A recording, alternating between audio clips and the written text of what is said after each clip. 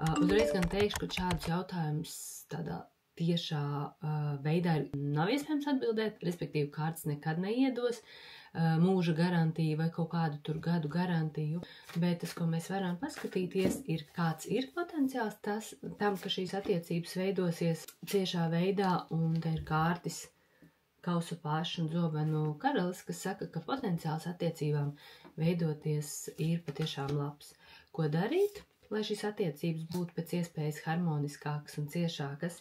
Te savukārt ir laimes rats un 6 zižļi, kas saka ļauties šīm attiecībām, ļauties tām ar vieglumu, baudīt tās attiecības. Un pajautāju arī 3. jautājumu, ko savukārt nevajadzētu darīt.